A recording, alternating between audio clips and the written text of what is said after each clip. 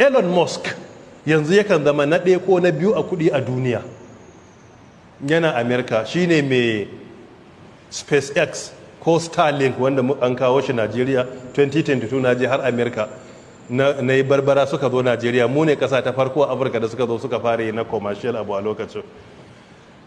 In ka duba ana magana da shi, hira da shi akan me sirrin nasararka a rayuwa da ka zama na ɗaya a duk duniya, ya ce akwai jajircewa.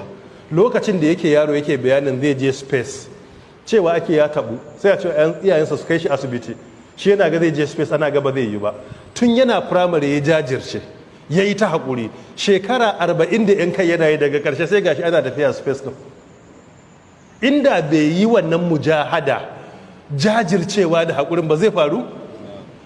Aka tambaye shi me sirrin nasara a rayuwa, ya ce hard work, shine ƙoƙari na aikin da kake, ka zama mai ƙoƙari a aiki.